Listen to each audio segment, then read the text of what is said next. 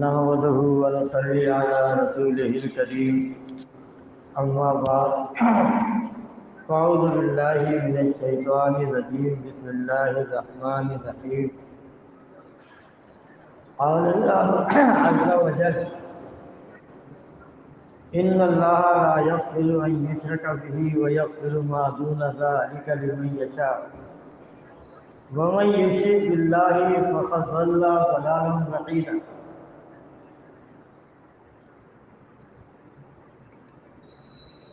یہ قرآن کی ایک آیت ہے۔ اس آیت میں اللہ تبارک و تعالیٰ نے ایک ایسا گناہ بتایا ہے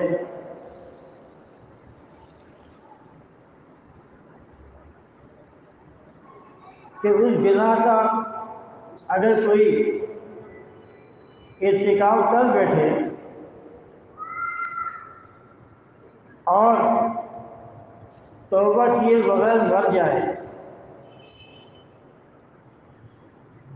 تو ایسے شخص پر اللہ تعالیٰ نے جنت کو حرام کر دیا۔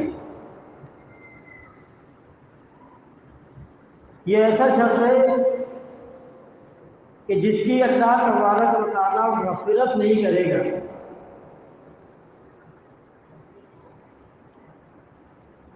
یہ شرک ایسا گناہ ہے۔ شرک کیا ہے؟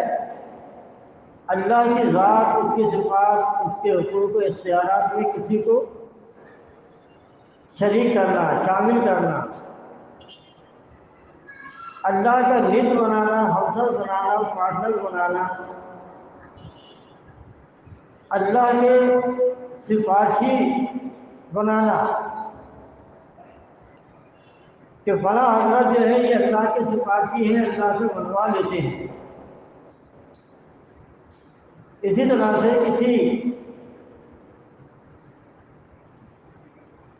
کسی کے بارے میں یہ عقیدہ قائم کر لینا کہ یہ فلاں حضرت ہیں، اللہ تبارک و تعالیٰ سے اگر یہ ہمارے لیے سفارش کریں، دعا کریں تو اللہ تعالیٰ ان کی ٹالتا نہیں ہے۔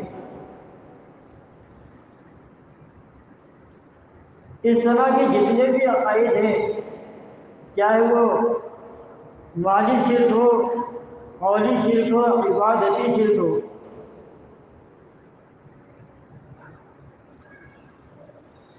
جو بھی شرک میں ملوث ہوگا اس کی مغفرت نہیں، اس کی بخشش نہیں، اس کو جنت حرام۔ اللہ تبارک و تعالیٰ سب سے زیادہ شرک کو ناپسند کرتا ہے۔ اس بات کو کہ اس کے شریک بنائے جائیں، اس کے ہمسر بنائے جائیں، اس کے پارٹنر، اس کے ند مقرر کیے جائیں، یہ بات اللہ تبارک و تعالیٰ کے نزدیک سب سے بری اور سب سے ہولناک بات ہے۔ اور یہ ایسا جرم ہے کہ اللہ تبارک و تعالیٰ نے انبیاء کے اوپر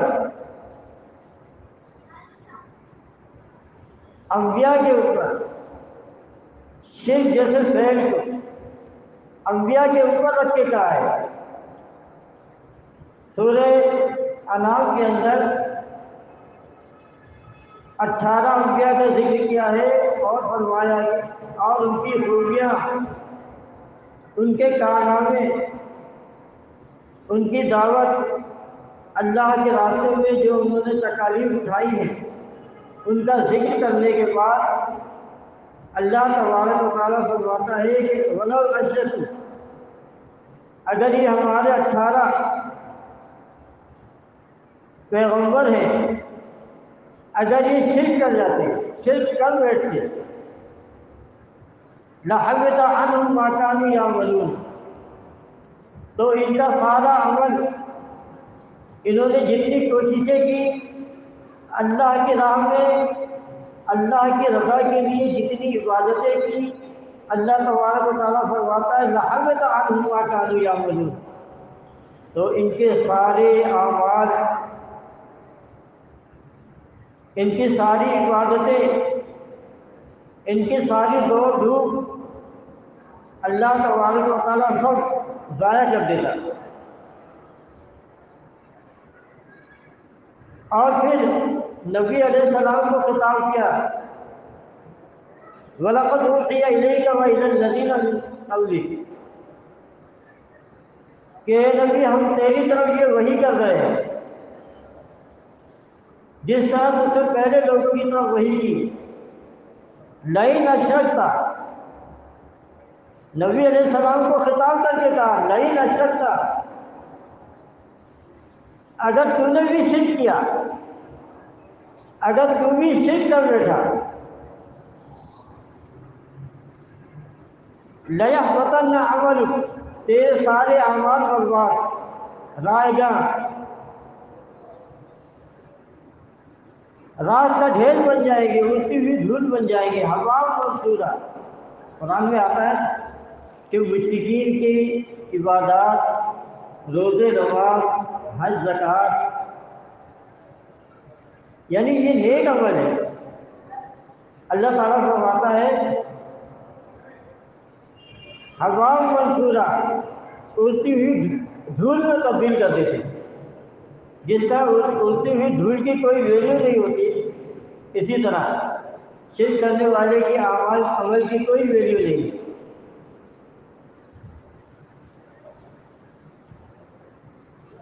تو آپ دیکھیں کہ شرک کی میں نے تعریف بیان کی، موٹی موٹی تعریف، کہ میری ساری عبادتیں اللہ کے لیے،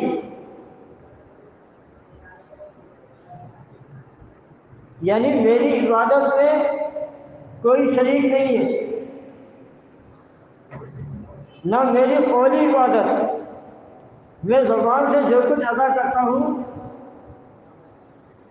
اللہ کی بڑائی اور تعریف بیان کرتا ہوں، تو میری قولی عبادت خالص اللہ کے لیے ہے، اور میرا مال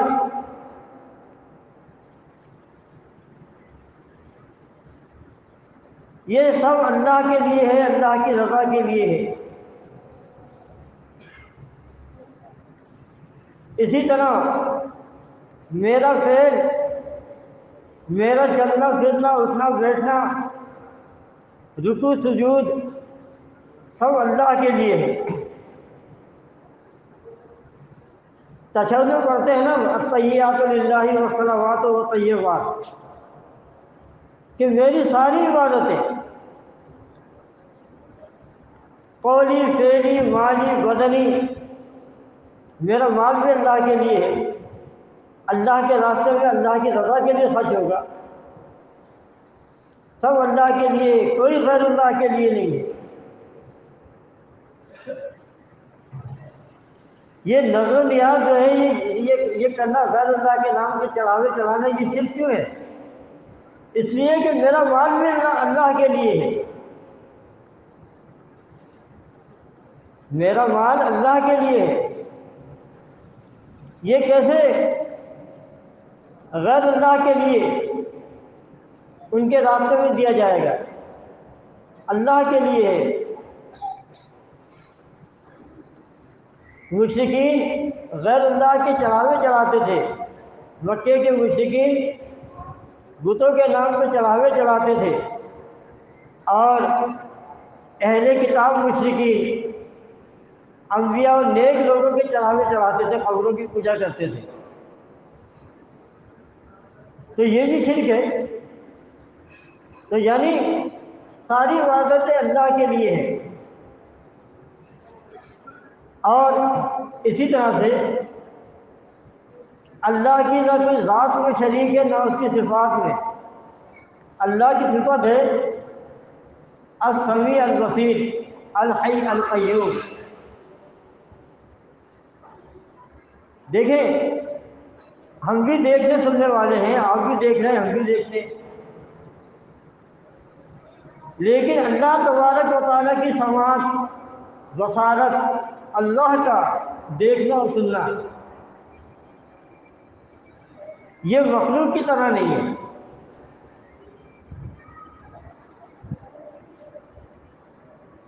اللہ کی صفت اللہ کے ساتھ ہے، اللہ کی مخلوق میں اللہ کی صفت نہیں آتی۔ تو ہمارا دیکھنا سننا مخلوق کی حیثیت سے ہے، اور اللہ تبارک و تعالیٰ کا دیکھنا سننا اس کی شان کے مطابق ہے۔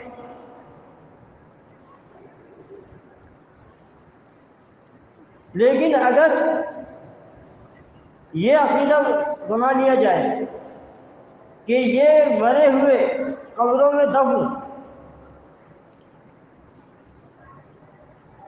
یہ ہمیں دیکھتے بھی ہیں، سنتے بھی ہیں، زندہ بھی ہیں، تو اس کا صاف مطلب یہ ہے کہ ان مرے ہوئے کو اللہ کی صفت کا حامل بنا دیا گیا ہے، اللہ کی صفت میں شریک کیا جا رہا ہے۔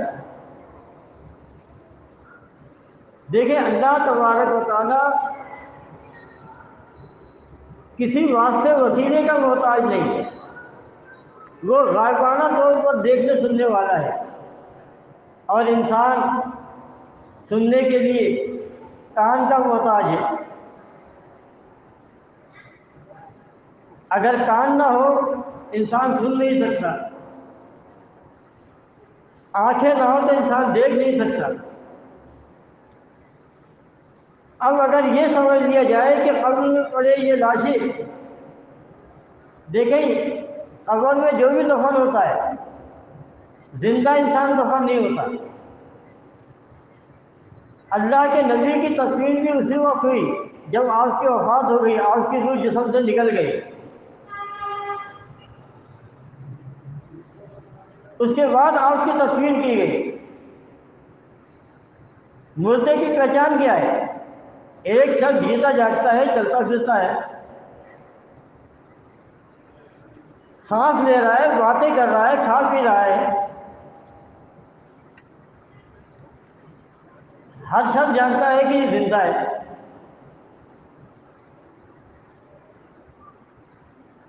لیکن مردے کی پہچان کیا ہے؟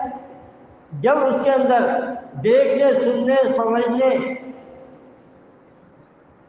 سننے ساری صلاحیتیں ختم ہو جاتی ہیں، اس میں کوئی حرکت باقی نہیں رہتی، تو سمجھ جاتے ہیں کہ ان کی روح ان کے جسم سے نکل گئی ہے، اب یہ مردہ ہو چکے ہیں۔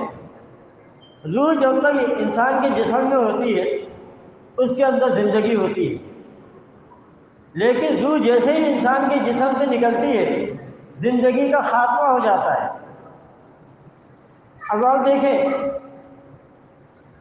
ذی روح انسان جس کے جسم میں روح ہے وہ مکلف ہے، اس پہ نماز بھی فرض ہے، روزہ بھی، حج بھی، زکوٰۃ بھی۔ لیکن جب روح جسم سے نکل جاتی ہے تو سارے احکامات اس کے اوپر سے ساقط ہو جاتے ہیں۔ روح نکل گئی، اب اس کے اوپر نہ نماز فرض ہے، نہ روزہ، نہ حج، نہ زکوٰۃ۔ اللہ تبارک و تعالیٰ نے آدم کا پتلا بنایا، روح نہیں ڈالی ابھی، پتلا ہے بے جان، اس میں کوئی حرکت نہیں، اس کے اوپر کسی حکم کا اطلاق نہیں ہو رہا ہے۔ آدم کے اندر جب تک روح نہیں ڈالی اللہ نے، تو آدم کے اوپر اللہ نے کوئی چیز لازمی نہیں کی، فرض نہیں کی، کوئی حکم اس کو جاری نہیں کیا۔ لیکن جیسے ہی اللہ نے اس کے اندر روح پھونکی تو اللہ نے اس کو روح کے ساتھ ہی اس کو شعور بھی آ گیا، اور علم حاصل کرنے کی صلاحیت بھی پیدا ہو گئی۔ پھر اللہ نے آدم کو ساری چیزوں کے نام سکھا دیے، آدم علیہ السلام نے ان چیزوں کے نام بتائے۔ اب دیکھیں، انسان کے اندر روح کے ساتھ ہی شعور بھی آ گیا اور علم بھی آ گیا۔ جب تک روح آدم کے پتلے میں نہیں تھی وہ ایک بے جان پتلا تھا، اس کے اندر نہ علم تھا، نہ شعور، نہ آگہی، نہ زندگی۔ جیسے ہی روح ڈالی اللہ نے اس کو علم سکھایا اور اس کے اوپر حکم جاری کیا کہ جاؤ جنت میں کھاؤ پیو، مزے کرو، یہ حکم کر دیا جب آدم میں روح ڈال دی گئی۔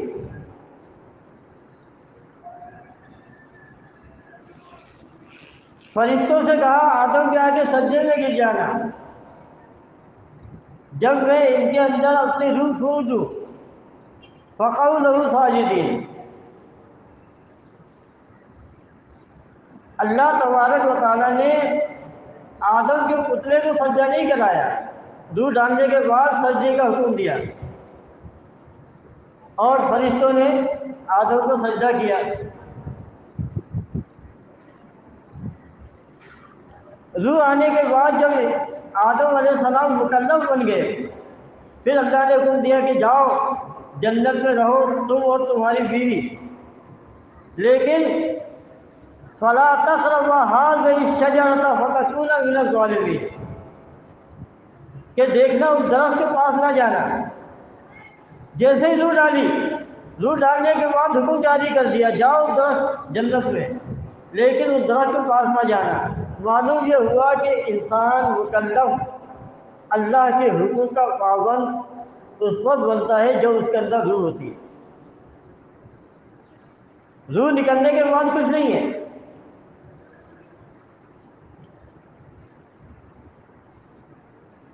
تو معلوم یہ ہوا کہ قبر میں پڑا ہوا لاشا جب یہ مرا ہے، دنیا میں روح نکلی ہے، تو اس کے اوپر سے سارے احکامات ساقط ہو گئے۔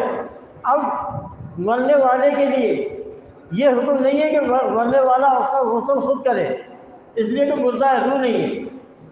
جب تک روح تھی غسل کرنے کا حکم تھا زندہ کے لیے، مردے کے لیے حکم نہیں ہے۔ لیکن کوئی حکم نہیں لاگو نہیں ہو رہا ہے جب تک روح جسم میں موجود تھی۔ تو اللہ نے اس کے اوپر نماز فرض کی، روح نکل گئی، اب نماز کی فرضیت ختم ہو گئی اس کے اوپر سے۔ اب روح نکلنے کے بعد بے جان جسم میں نماز کا حکم بے جان جسم کے لیے نہیں ہے، بے جان جسم کے لیے نہیں ہے۔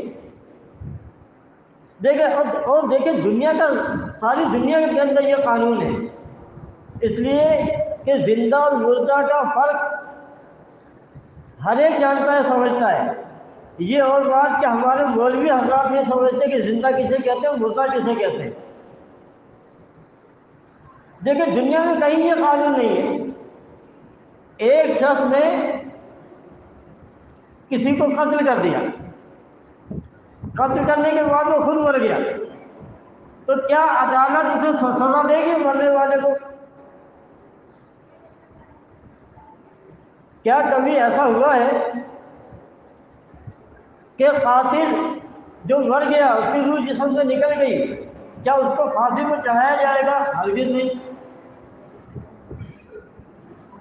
کیا ایسا چور جو چوری کرنے کے بعد مر گیا، کیا مرنے کے بعد اس کا ہاتھ کاٹا جائے گا؟ ہرگز نہیں۔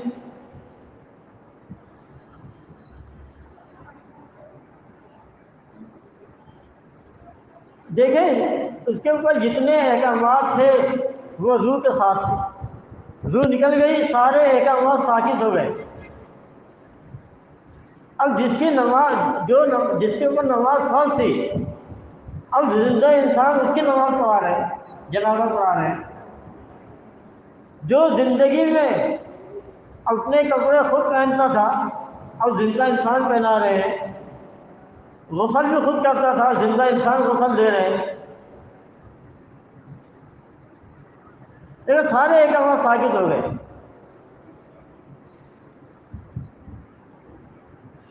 تو اب مجھے یہ بتائیے کہ وہی مرنے والا جس پر سارے احکامات ساقط ہو گئے، اب جب اس کو دفنا دیتے ہیں تو عقیدہ یہ بنایا گیا ہے کہ یہ زندہ ہو گیا، دیکھنے اور سننے والا بن گیا۔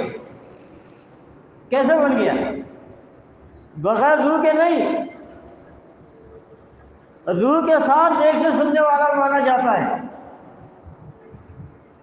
آپ دیکھیں جتنے یہ بڑے بڑے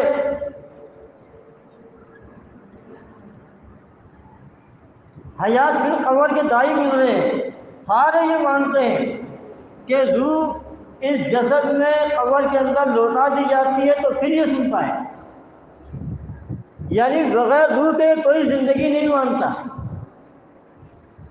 سننے والا نہیں مانتا۔ جبکہ اللہ تبارک و تعالیٰ نے قانون بیان کر دیا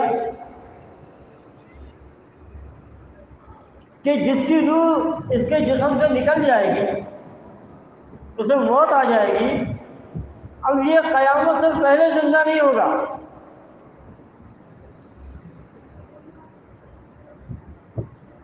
اب اگر کوئی یہ عقیدہ رکھتا ہے کہ قبر کے اندر یہ حضرت زندہ ہو گئے، روح آ گئی، دیکھیں اعادہ روح کے بغیر کوئی بھی زندہ نہیں مانتا۔ یہ جو آج کل کے یہ جو لوڈے لفارے ہیں، یہ اچھلتے پھر رہے ہیں کہ جی ہم بغیر روح کے زندہ ہو جاتا ہے قبر کے اندر۔ یہ ان کی جہالت ہے، لا علمی ہے۔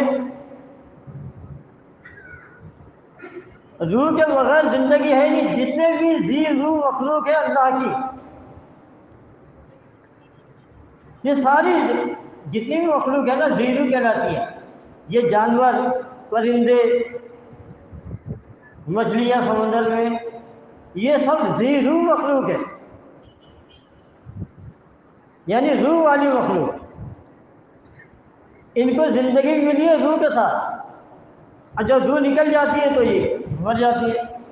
یہ تو بڑا سمپل سادہ سی بات ہے، قرآن میں بھی اللہ نے بتا دیا، حتی اذا جاء احدهم الموت قال رب ارجعون، کہ جب ان میں سے کسی کو موت آ جاتی ہے کہتا ہے رب ارجعون، مجھے واپس لوٹا دے۔ یہ روح کلام کرتی ہے، دنیا سے جانے والی شے روح ہے، جسم نہیں ہے۔ جسم تو یہی موجود ہے، روح کیسی ہے؟ اور روح کا بولنا قرآن و حدیث سے ثابت ہے، روح کا بولنا قرآن و حدیث سے ثابت ہے۔ قرآن کہتا ہے، قرآن کے اندر ہے، سورہ یاسین کے اندر ہے کہ جب اس شخص کو جو انبیاء کی حمایت میں اپنی قوم کے پاس آتا ہے، انبیاء کی حمایت کرتا ہے، کہتا ہے لے آؤ ان کے اوپر ایمان، ان کی بات مان لو، تو قوم کے لوگ، بستی والے اس شخص کو قتل کر دیتے ہیں، شہید کر دیتے ہیں۔ تو اللہ تعالیٰ فرماتا ہے کہ قیلت ادخل الجنہ، کہہ دیا یہ کیا کہ جا جنت میں داخل ہو جا۔ اب جنت دیکھیں، یہ جسم نہیں ہے جنت میں، دنیاوی جسم دنیا میں ہے، اس کی روح جنت میں گئی ہے، اور وہ کہتی ہے قال یا لیت قومی یعلمون۔ دیکھیں روح کا بولنا قرآن بتا رہا ہے، جسم نہیں بولتا، یہ تو ساکت ہے، بے جان ہے، روح بولتی ہے قال یا لیت قومی یعلمون بما غفر لی ربی وجعلنی من المکرمین۔ کاش میری قوم کو معلوم ہو جائے، اللہ نے جنت میں داخل کیا، اب دنیا والوں کو نہیں معلوم۔ اب وہ شہید کہتا ہے کاش میری قوم کو معلوم ہو جائے کہ کس وجہ سے اللہ نے میری مغفرت کی اور مجھے عزت والوں میں شامل کر دیا۔ تو دیکھیں روح کا بولنا ثابت ہے۔ اسی طرح احادیث سے بھی ثابت ہے روح کا بولنا، روح کا کلام کرنا۔ تو یہ کوئی ایسی بات نہیں ہے۔ اور روح کا جو مقام ہے وہ زمین نہیں ہے، مٹی نہیں ہے، مٹی کا گڑھا نہیں ہے، روح کا مقام عالم بالا ہے۔ روح جہاں سے آئی تھی وہاں واپس چلی جاتی ہے۔ دیکھیں ہر بچہ پیدا ہونے والا جب روح پھونکی جاتی ہے تو اس کے اندر زندگی آتی ہے۔ حدیث میں آتا ہے کہ عورت کے رحم میں نطفہ 40 دن تک نطفے کی شکل میں رہتا ہے، پھر علقہ بن جاتا ہے 40 دن کے بعد، پھر 40 دن کے بعد مضغہ بن جاتا ہے، پھر فرشتہ آتا ہے اور اس مضغہ کے اندر روح پھونک دیتا ہے۔ تو دیکھیں عورت کے رحم میں بچہ، اس کو زندگی اس وقت ملتی ہے جب روح پھونک دی جاتی ہے۔ اس سے پہلے جب وہ نطفہ تھا مردہ، جب وہ علقہ بنا مردہ ہے، جب وہ مضغہ بنا ہے تو مردہ ہے، لیکن جب روح پھونک دی گئی تو پھر اس کے اندر زندگی آ گئی۔ کہنے کا مطلب یہ ہے کہ زندگی کے بغیر، روح کے بغیر زندگی نہیں۔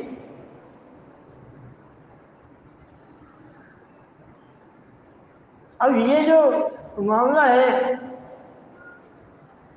عذاب قبر کا، عذاب و راحت کا، تو دیکھیں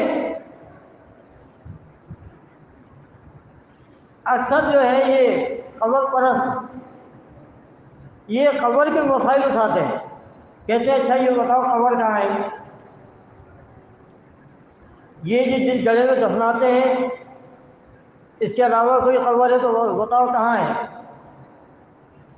اصل میں یہ طریقہ نہیں ہوتا ہے۔ پہلی بات تو یہ ہے کہ قبر میں مردے کو دفنایا جاتا ہے، تو پہلے مردہ تو ثابت کرو۔ جب مردہ ثابت ہو جائے گا کہ اس کے اندر روح نہیں ہے تو اس کے بعد پھر اس کے غسل کا، کفن کا، جنازے کا مرحلہ آئے گا۔ جب اس سے فارغ ہو جائیں گے تو پھر قبر کا مسئلہ آئے گا۔ تو قبر میں تو سب سے آخر میں دفنایا جاتا ہے، یعنی قبر میں دفنائے جانے کا مسئلہ وہاں پیدا ہوتا ہے جب انسان کے جسم سے روح نکل جاتی ہے۔ اب جب روح نکل گئی تو انسان کے اوپر کسی حکم کا اطلاق نہیں ہوگا، بے جان جسم کے لیے کوئی جزا سزا نہیں ہے۔ ایک شخص نے اگر 100 قتل کیے ہیں وہ گرفتار ہوتا ہے، مر جاتا ہے، تو اس کو سزا نہیں دی جاتی، اس لیے کہ مرے ہوئے کو سزا نہیں دی جا سکتی، اسے تکلیف بھی نہیں ہوگی۔ سزا اس کو دی جاتی ہے جس کے اندر روح ہو، زندگی ہو، جس کے اندر احساس ہو، شعور ہو۔ سزا دی جاتی ہے تکلیف پہنچانے کے لیے، اور مردہ بے روح اس کے اندر نہ احساس ہوتا ہے، نہ شعور، نہ تکلیف ہوتی ہے۔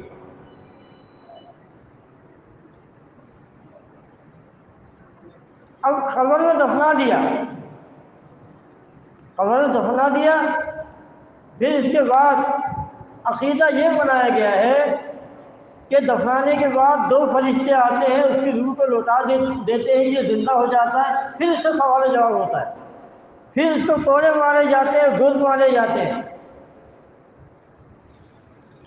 کہنے کا مطلب یہ ہے کہ بات جب ہم انسانی تخلیق کی بات کریں گے تو اس کی ابتدا سے چلیں گے۔ جب بات آئے گی مرے ہوئے کے اوپر عذاب کی تو پہلے یہ طے ہوگا کہ مردہ کسے کہتے ہیں اور زندہ کسے کہتے ہیں۔ پھر یہ فیصلہ ہوگا کہ روح مرنے کے بعد قیامت سے پہلے اس قبر میں واپس آتی ہے یا نہیں آتی۔ اس سلسلے میں اللہ کی کتاب کو دیکھا جائے گا اور احادیث کو دیکھا جائے گا۔ اگر قرآن و حدیث سے یہ ثابت ہو جائے کہ روح واپس آ جاتی، زندہ ہو جاتا، تو جھگڑا ہی ختم ہو جاتا۔ یہ مسائل پیدا کیوں ہوئے؟ اس لیے پیدا ہوئے کہ اللہ تو کہتا ہے کہ روح چلی گئی، وَمِن وَرَائِهِمْ بَرْزَخٌ إِلَىٰ يَوْمِ يُبْعَثُونَ، ثم انکم بعد ذلک لمیتون ثم انکم یوم القیامۃ تبعثون۔ اب برزخ ہے، دنیا میں نہیں آ سکتی، اب اس زندگی کے بعد موت آ گئی، اب مرنے والا قیامت کے دن زندہ کیا جائے گا۔ تو جناب والا جب اللہ نے قانون بھی بیان کر دیا کہ مرنے والوں کی روح قیامت کے دن لوٹائی جائے گی اور یہ پھر زندہ ہو کر اٹھیں گے، تو جب تک مردہ لاش میں زندگی ثابت نہیں ہوگی، اس کے اندر اس کا سننا، دیکھنا، بولنا یہ سب باطل ہے۔ یہ اللہ کی کتاب کا انکار ہے۔ دیکھیں قرآن نے ہر زاویے سے اس کو پکڑا ہے۔ یہ کہتے ہیں کہ مردہ سنتے ہیں، اللہ نے اس کی نفی کر دی۔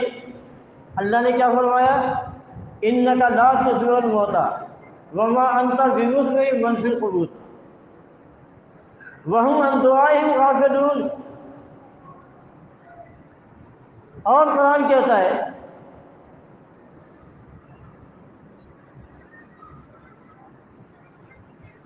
کہ لا يسمعوا، یعنی یہ مرنے والے لا يسمعوا دعاؤکم،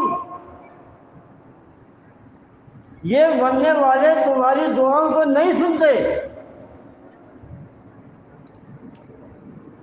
اب آپ دیکھیں جب آپ یہ سارے دلائل دے رہے ہیں اس کو سامنے، تو اتنے وسیع دلائل سے کون انکار کرے گا؟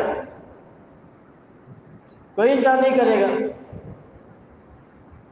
یعنی آپ دیکھیں کہ قرآن اور حدیث کے کتنے وسیع دلائل ہیں، اور ایسے دلائل جن کی تعویل بھی نہیں ہو سکتی، جن کی تعویل ممکن نہیں ہے۔ اب یہ آیت ہے ثم انکم بعد ذلک لمیتون ثم انکم یوم القیامۃ تبعثون وما انت بمسمع من فی القبور، اس کی کیا تعویل ہوگی؟ کوئی تعویل نہیں ہو سکتی۔ اور اصول تو یہی ہے کہ عقیدہ اس دلیل پر بنتا ہے، اس نص پر بنتا ہے کہ جس کی تعویل نہ ہو سکے۔ دیکھیں قرآن کی آیت دیکھیں، اللہ تعالیٰ فرماتا ہے وَالَّذِينَ يَدْعُونَ مِن دُونِ اللَّهِ، کلمہ گو ہو یا غیر کلمہ گو، کلمہ پڑھنے والے بھی اگر یہ جیلانی، اجمیری اور لاہور والے کو پکارتے ہیں یا پیر سائی مدد، تو زندہ سمجھ کے پکارتے ہیں، مردہ سمجھ کے نہیں پکارتے، زندہ سمجھ کے پکارتے ہیں۔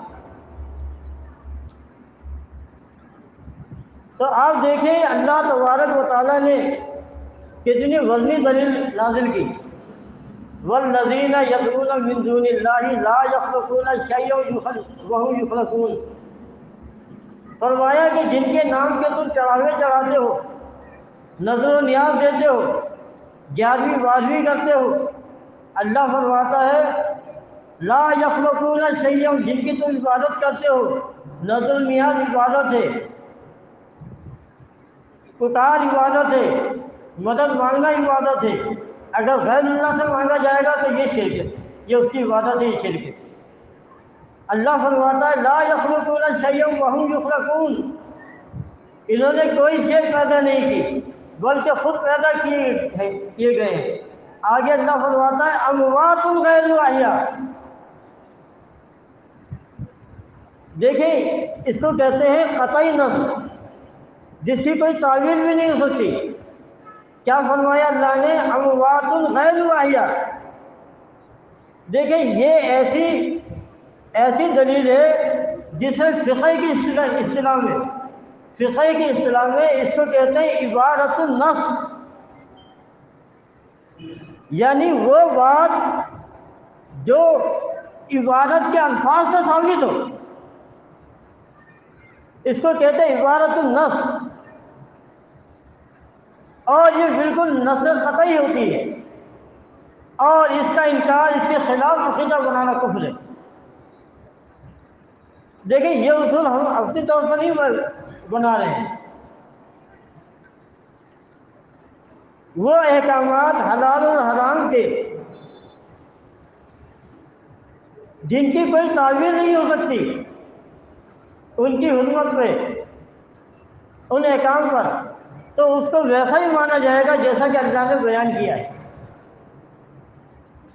تعویل وہاں کی جاتی ہے جہاں کوئی حکم مفصل نہ ہو، مجمل ہو، مبہم ہو، تو وہاں تعویل کی ضرورت پڑتی ہے۔ آپ دیکھیں اس مسئلے کو اللہ نے دو الفاظ ہیں، اموات غیر احیاء، مردہ ہے غیر احیاء، بغیر زندگی کے۔ میں آپ کو یہ بتا رہا ہوں کہ دیکھیں یہ اتنی بڑی دلیل ہے کہ اس دلیل کے آگے دنیا کی ساری دلیلیں فیل ہو جاتی ہیں، ناکام ہیں۔ اور یہ ایسی دلیل ہے جس کا کوئی توڑ نہیں ہے۔ آپ ساری کتابیں پڑھ جائیے ان قبر پرستوں کی، ان قبوری دین کے ماننے والوں کی، عذاب قبر کے حوالے سے اس آیت کا ان کے پاس کوئی توڑ نہیں ہے، اموات غیر احیاء۔ اس آیت کا کوئی توڑ نہیں ہے۔ اللہ فرماتا ہے دو زندگی دو موت۔ تو ہماری گفتگو چل رہی تھی کہ زندگی کی روح کے بغیر زندگی نہیں، اور جب انسان کے وجود میں روح اللہ تعالیٰ ڈالتا ہے، فرشتے پھونکتے ہیں، تو اس وجود کے اندر اس مٹی کے پتلے میں زندگی پیدا ہو جاتی ہے، اور پھر زندگی پیدا ہوتی ہے تو احساس و شعور، علم و آگہی، سننا دیکھنا، ہر چیز، ہر صلاحیت اس کے اندر آ جاتی ہے۔ اب یہ دیکھیں کہ یہ عقیدہ کہ جو مردے سنتے ہیں دیکھتے ہیں، یہ اللہ کی کتاب کا انکار ہے، کتاب اللہ کے خلاف ہے۔ اللہ تو کہتا ہے کہ نہیں دیکھ سکتے، نہیں سن سکتے، جواب نہیں دے سکتے۔ اور دوسری بات کہ یہ شرک ہے۔ شرک کیسے ہے کہ قبر کے اندر منو مٹی کے نیچے دبا ہوا یہ لاشا جو اپنی زندگی میں اپنے گھر کے اندر ہوتا تھا، باہر کیا ہوتا ہو رہا اس کو پتہ نہیں ہوتا تھا۔ مدو مٹی کے نیچے جانے کے بعد اب یہ دیکھ بھی رہا ہے، سن بھی رہا ہے، سمجھ بھی رہا ہے، تو یہ مافوق الاسباب مردے کا دیکھنا، سننا، ماننا شرک ہے۔ اس لیے کہ مافوق الاسباب اللہ تبارک و تعالیٰ کی ذات ہے، وہ دیکھنے کے لیے آنکھ کا محتاج نہیں، سننے کے لیے کان کا محتاج نہیں، اس کے لیے فاصلہ کوئی چیز نہیں، دوری اور نزدیکی کوئی چیز نہیں۔ آپ دیکھیں کہ روح لوٹائے بغیر یہ مشرکین بھی زندہ نہیں مانتے، یہ ہماری بات نہیں ہے، قرآن کی بات ہے کہ روح کے بغیر تو زندگی نہیں ہے، وہ قیامت کے دن لوٹائی جائے گی۔ لیکن آپ دیکھیں کہ یہ عقیدہ بنایا گیا ہے۔ ایک روایت کے اوپر کہ نبی علیہ السلام نے فرمایا کہ تم میں سے کوئی ایسا نہیں ہے جو مجھ پر سلام پڑھتا ہے لیکن اللہ تعالیٰ میری روح کو لوٹا دیتا ہے اور میں اس کے سلام کا جواب دیتا ہوں۔ آپ دیکھیں یہ جو عقیدہ آیا ہے نا حیات النبی کا، یہ بھی روح کے ساتھ آیا ہے، لیکن یہ روایت جو ہے یہ روایت صحیح نہیں ہے۔ اس لیے صحیح نہیں ہے کہ اس روایت میں قرآن کا انکار ہے، حدیث کا بھی انکار ہے۔ نبی علیہ السلام مدینے والی قبر میں زندہ نہیں ہے، بلکہ بخاری کی حدیث کے مطابق جنت کے اعلیٰ مقام پر ہے۔ اللہ کے نبی کہاں زندہ ہیں؟ مدینے والی قبر میں نہیں، جنت کے اعلیٰ مقام میں زندہ ہے۔ تو انہوں نے جو زندہ کا عقیدہ بنایا ہے، تو دیکھیں روح لوٹا کے بنایا ہے کہ جب کوئی مجھ پہ سلام کرتا ہے تو اللہ تعالیٰ میری روح کو لوٹا دیتا ہے، میں اس کے سلام کا جواب دیتا ہوں۔ اب آپ دیکھیں، جب اس روایت کو آپ دیکھیں گے، اس کا پوسٹ مارٹم کریں گے، تو قرآن میں تو اللہ تعالیٰ یہ کہتا ہے کہ ہر انسان کے لیے دو زندگی، دو موتیں، زندہ قیامت کے دن ہوں گے۔ ابو بکر صدیق رضی اللہ عنہ نے بھی یہ فیصلہ کر دیا تھا کہ اللہ کے نبی، آپ پر اللہ تعالیٰ دو موتوں کو جمع نہیں کرے گا۔ ایک موت جو آپ کے لیے مقدر تھی وہ ہو چکی، اب ایسا نہیں ہوگا کہ اللہ کے نبی کی روح لوٹائی دی جائے، زندہ ہو جائے، پھر مرے، پھر زندہ ہو جائے۔ لا یجمع اللہ علیک موتتین لا یذیقک اللہ موتتین، یہ الفاظ ہے ابو بکر رضی اللہ عنہ کے۔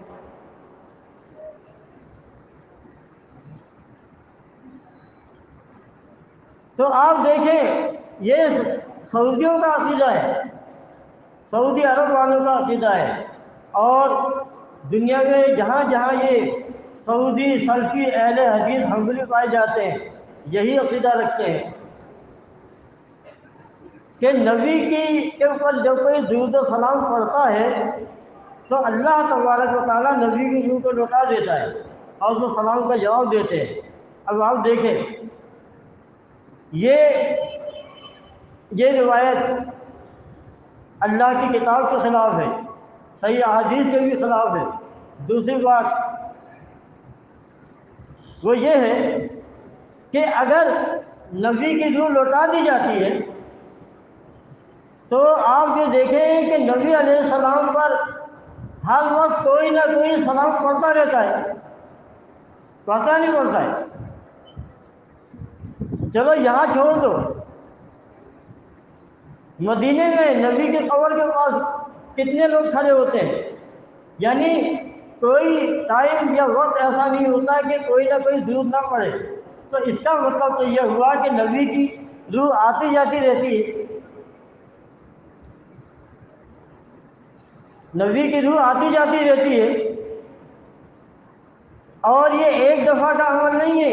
ایک دن میں ہزاروں لوگ مدینے میں نبی کی قبر کے پاس صلاۃ و سلام پڑھتے ہیں، یعنی اگر ایک دن میں ہزاروں لوگوں نے نبی پر صلاۃ و سلام بھیجا، سلام پڑھا، اگر 10,000 افراد نے، تو اس کا مطلب یہ ہے کہ اللہ کے نبی ایک دن میں 10,000 مرتبہ زندہ ہوتے ہیں، 10,000 دفعہ مر جاتے ہیں۔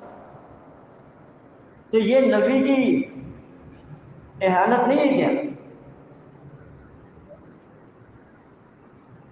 کیا یہ نبی کی شان میں گستاخی نہیں ہے؟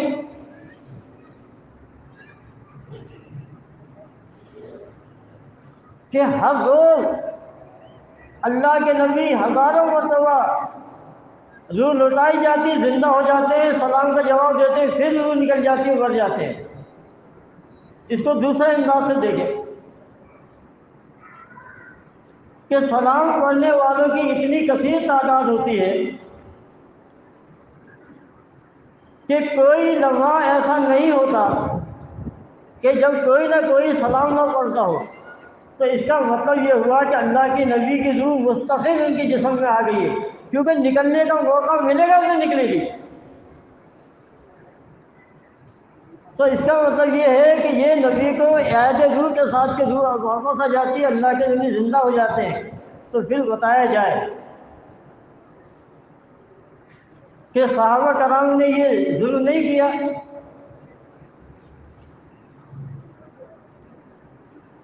کہ نبی کو دفنا دیا اور نبی تو مستقل قبر میں زندہ ہے۔ اور آپ دیکھیں دیوبند کے مولانا قاسم نانوتوی وہ کیا کہتے ہیں، وہ لکھتے ہیں آب حیات کے اندر کہ لوگ کہتے ہیں کہ نبی کی وفات ہو گئی، قرآن بھی ہے، حدیث بھی ہے،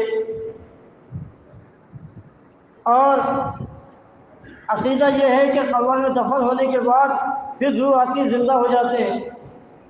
مولانا قاسم نانوتوی کہتے ہیں کہ قرآن و حدیث میں جو کچھ ہے مجھے معلوم ہے، لیکن میں یہ کتاب لکھ رہا ہوں آب حیات، اور اس کتاب کے لکھنے کا مقصد یہ ہے کہ میں یہ ثابت کر سکوں کہ اللہ کے نبی کو موت آئی نہیں۔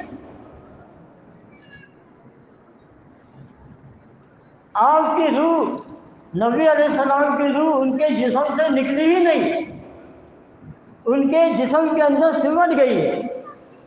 تو اس کا صاف مطلب یہ ہوا کہ نعوذ باللہ صحابہ کرام نے زندہ نبی کو مٹی کے اندر دفن کر دیا۔ تو آپ دیکھیں کہ یہ عقیدہ کتنا ہولناک اور بھیانک ہے۔ اسی اعادہ روح کی عقیدے کی وجہ سے مردے زندہ کیے گئے۔ دیکھیں بغیر روح کے کوئی زندہ نہیں مانتا۔ یہ جو آج کل کے ڈھولے لپاڑے چھچورے جو کہتے ہیں کہ بغیر روح کے زندہ ہے، یہ بکواس کرتے ہیں۔ ان کا کوئی فن کسی کا یہ عقیدہ نہیں تھا۔ لا کے دکھا دیں کسی کا عقیدہ اگر ہے تو اہل روح کا جو یہ عقیدہ ہے یہ ہے اصل میں ہولناک۔ اگر یہ ختم تو اس قبر کے اندر مٹی کا ڈھیر ہے، اس کو کوئی جزا سزا نہیں۔ عذاب و راحت کا تعلق روح کے ساتھ ہے۔ برزخ کے اندر جہاں انسان کی روح ہوتی ہے، یعنی اس جلد عنصری سے، اس مٹی کے 6 فٹ کے گڑھے سے، اس لاشے کے اندر سے روح اگر نکال دی جائے تو بچتا ہی کچھ نہیں ہے ہڈیوں کے علاوہ۔ اب مجھے بتائیے کس حدیث میں آتا ہے کہ فرشتے ہڈیوں کو کوڑے مارتے ہیں، ہڈیوں کو اٹھاتے بٹھاتے ہیں، ہڈیوں میں اژدہے مسلط کیے جاتے ہیں؟ ہڈیوں میں تو نہیں کیے جاتے۔ بھائی عذاب و راحت کا تعلق قیامت تک کے لیے ہے۔ یہ لاشا تو ختم، قبر بھی ختم ہو جاتی ہے۔ اصل بات یہ ہے کہ جہاں انسان کی روح ہوتی ہے برزخ میں، عالم بالا میں، وہیں انسان عذاب و راحت کے دور سے گزرتا ہے، جیسا کہ قرآن بتاتا ہے کہ اللہ تبارک و تعالیٰ فرماتا ہے کہ ہم نے فرعون اور اس کے ساتھیوں کو پانی میں غرق کر دیا، ڈوب گئے، کسی کو قبر نہیں ملی۔ پھر اللہ فرماتا ہے النار یوردون علیہا غدوا وعشیا، النار یوردون، وہ آگ ہے، یوردون علیہا، اس آگ پر آل فرعون پیش کیے جاتے ہیں، آگ کے سامنے لے جائے جاتے ہیں عذاب کے لیے، غدوا وعشیا، صبح و شام ان کے ساتھ یہ معاملہ ہوتا ہے۔ وَيَوْمَ تَقُومُ السَّاعَةُ، دیکھیں یہ قرآن کی بات ہے کہ جب قیامت قائم ہوگی، قیامت کی گھڑی آئے گی، تو فرمایا کہہ دیا جائے گا ادخلوا آل فرعون اشد العذاب، کہ آل فرعون کو شدید ترین عذاب میں داخل کر دو۔ قرآن بتا رہا ہے کہ فرعونیوں کو، آل فرعون کو عذاب ہو رہا ہے، مرنے کے بعد آگ کا عذاب ہو رہا ہے، جہنم کا عذاب ہو رہا ہے، اس مٹی کے کھڈے میں نہیں ہو رہا ہے۔ عذاب وہاں ہو رہا ہے جہاں اس کی روح ہے، عذاب وہی ہوگا جہاں انسان کی روح ہوتی ہے۔ بغیر روح کے تو مٹی ہے، اور یہ مٹی مکلف نہیں ہے۔ مٹی کو کوڑے مارو، ٹکڑے کر دو، آگ میں ڈال دو، مٹی کو کیا ہونا ہے؟ بھائی اگر مردوں کے اندر تکلیف اور احساس ہوتا مرے ہوئے لاشے میں، تو یہ ہندو جو اپنے مردے جلا دیتے ہیں ان کے اوپر دنیا میں مقدمہ قائم ہو جاتا، ہوتا یا نہیں ہوتا؟ کہ یہ ہندو جو ہے زندہ دیکھنے سننے والے کو آگ میں جلا رہے ہیں، لیکن کوئی ان کے خلاف کوئی بھی ان کے خلاف کوئی بھی قانون نہیں ہے، اس لیے نہیں ہے کہ مردوں کو جلانے کا عقیدہ یہ ان کا اپنا ہے، لیکن اتنا وہ بھی جانتے ہیں، ہندو ہیں، کہ مردے کو آگ میں جلاتے ہیں تو اس سے تکلیف نہیں ہوتی، لیکن ہمارے یہ کلمہ پڑھنے والے، یہ علماء دیوبند بریلوی اہل حدیث فتوے دیتے ہیں، ممبر و محراب سے تقریریں جھاڑتے ہیں، اللہ کی کتاب کا انکار کرتے ہیں، کہتے ہیں اس مردے میں احساس و شعور ہوتا ہے۔ قبر میں فرشتے کوڑے مارتے ہیں، ہتھوڑے مارتے ہیں، 70 اژدہے اس کو مسلط کیے جاتے ہیں، 70 کیا 1 کروڑ اژدہے مسلط کر دو، کچھ نہیں ہونا اس کو۔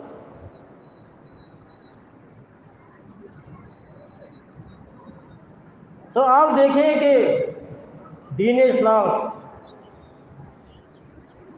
حقیقت پسند دین ہے، دین اسلام سچائی کو قبول کرتا ہے، سچائی کو قبول کرتا ہے۔ اس کے علاوہ جتنے ادیان ہیں آپ دیکھیں وہ سچائی سے، حقیقت سے کوسوں دور ہیں، بہت دور ہیں، لیکن اسلام انسان کی طبیعت، نیچر، اس کے مزاج کے قریب ترین دین ہے، قریب ترین ہے۔ قرآن میں جتنے بھی اللہ نے احکامات نازل کیے ہیں، کہیں یہ نہیں کہا کہ یہ میرا فلاں حکم یہ مرنے والے کے اوپر، مرنے والے کے لیے ہے۔ قرآن میں ایسا کوئی حکم نہیں اتارا جو اللہ نے مردوں کے لیے نازل کیا ہو کہ تمہیں قبر کے اندر جا کے یہ کرنا ہے۔ کہتے ہیں اللہ کے نبی قبر میں زندہ ہیں، یہ بھی عقیدہ ہے، خاص طور پہ علماء دیوبند کا۔ اللہ کے نبی مدینے والی قبر میں زندہ ہیں اور اس میں نمازیں پڑھتے ہیں۔ بھئی اللہ کے نبی کہاں سے نمازیں پڑھیں گے؟ جب روح نکل گئی، جو جنت میں ہے، تو اس قبر میں کہاں سے نماز پڑھیں گے؟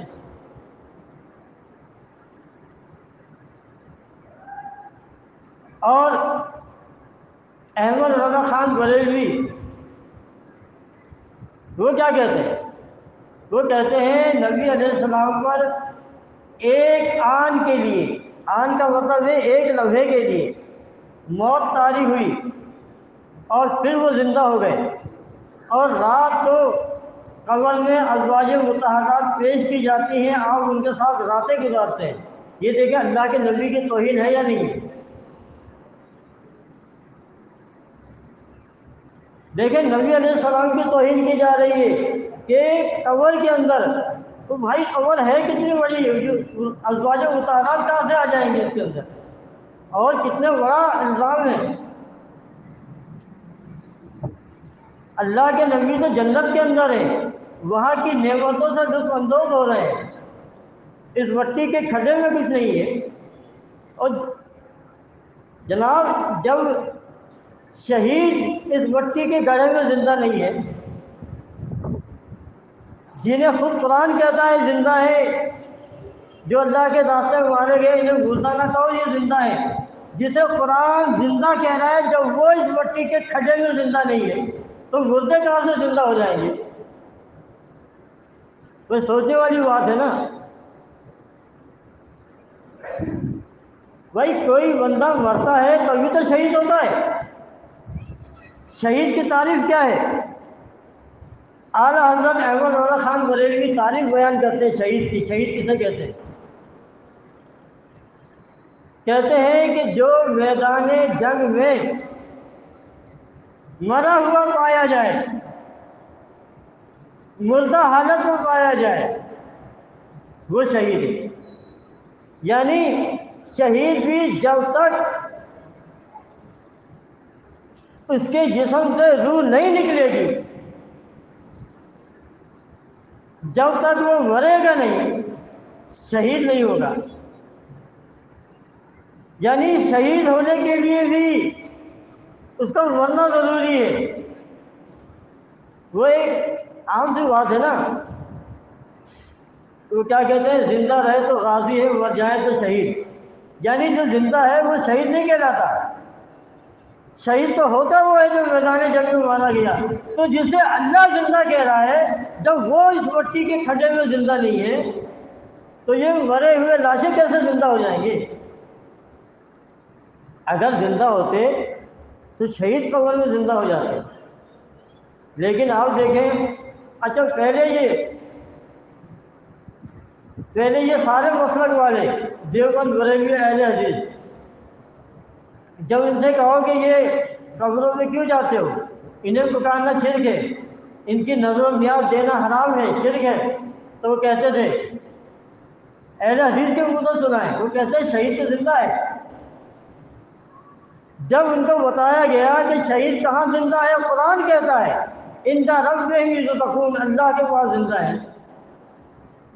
جب حدیث میں آ گیا، اللہ کے نبی نے بتا دیا کہ شہید کی روح کو جنت میں اڑنے والے سب رنگ کے جسم دیے جاتے ہیں. حدیث کے الفاظ ہیں، ارواح فی جوف الطیر خضر، شہداء کی روحیں جنت میں سب رنگ کے اڑنے والے پرندوں کے جوف میں ہیں، ان کے پیٹ میں ہیں ان کی روحیں. یہ حدیث کے الفاظ ہیں. پھر شہید کہتے ہیں اللہ تعالیٰ سے ہماری ایک خواہش ہے، وہ خواہش یہ ہے کہ نرید ان ترد ارواحنا فی اجسادنا حتی نقتل فی سبیلک مرۃ اخری. اب دیکھیں شہید کیا کہہ رہا ہے کہ اے اللہ ہماری ایک خواہش ہے، ہم جنت میں آ گئے، جنت میں سب کچھ مل گیا، اب ایک خواہش ہے، ہم چاہتے ہیں کہ تو ہماری روحوں کو سبز رنگ کے پرندوں والے جسم کے جوف میں جو تو نے ہماری روحوں کو ڈالا ہے جنت میں، تو ہماری روحوں کو ان جسموں سے نکال کر ان ترد ارواحنا فی اجسادنا، ہمارے جسموں میں واپس لوٹا دے. یہاں تک کہ دنیا میں جانے کے بعد، زندہ ہونے کے بعد، حتیٰ نقتل فی سبیلک مرۃ اخری، ہم ایک مرتبہ پھر تیرے راستے میں قتال کریں اور شہید ہوں. تو دیکھیں کتنی کلیئر صاف باتیں ہیں قرآن و حدیث میں. لیکن ان مولویوں نے ان کلمہ پڑھنے والوں کو مشرک بنا دیا، قبر پرست بنا دیا، کلندروں اور ملنگوں کا غلام بنا دیا. آپ دیکھیں کہ کتنی بڑی، کتنی بےغیرتی کی بات ہے کہ یہ کلمہ پڑھنے والا کتنی بےغیرتی کی بات ہے کہ اپنی گھر کی عزت کو لے جاتا ہے، بیوی کو، بہنوں کو لے جاتا ہے کسی پیر کے پاس اور وہاں دم کرواتا ہے. پیر سائیں کہتا ہے کہ بچہ دوں گا. کتنی بےغیرتی کی بات ہے. دیکھیں کوئی غیرت مند اس کا تصور بھی نہیں کر سکتا کہ وہ اپنی عزت آبرو کو کسی ملک، کلندر، لال شاہ، پیلے شاہ کے پاس چھوڑ کے آ جائے کہ یہ جھاڑے گا، دم کرے گا. تو یہ ساری بےغیرتی کیوں آئی؟ شرک کی وجہ سے. جب انسان مشرک بن جاتا ہے تو وہ عقل سے اندھا ہو جاتا ہے. وہ اللہ تعالیٰ کہتا ہے نا کہ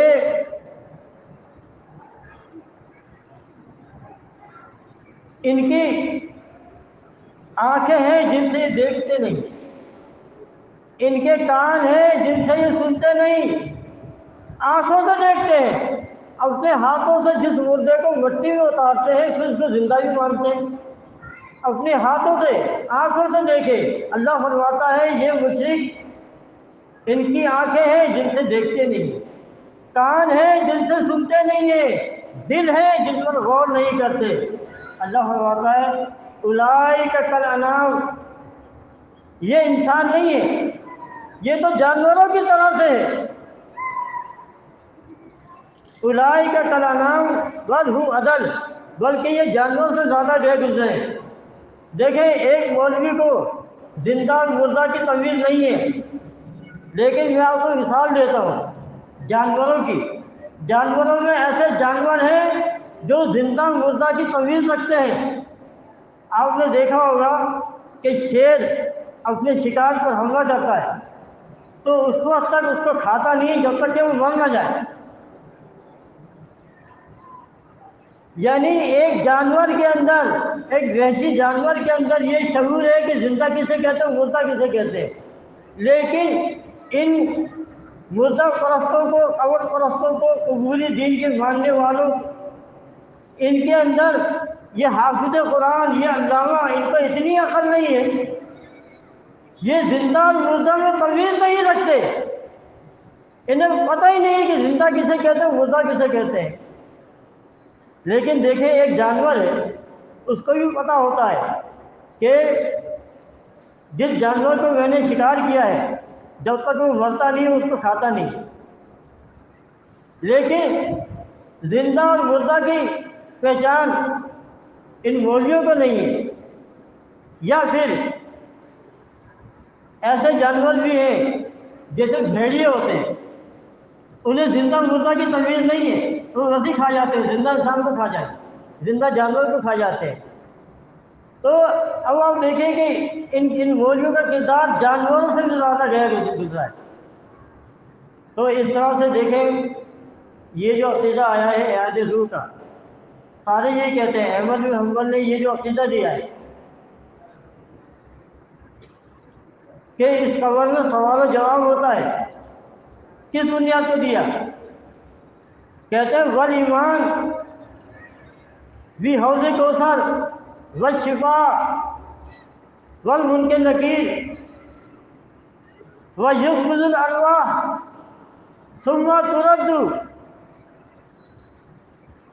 فی الاجساد فی القبور فیسألون عن الایمان والتوحید۔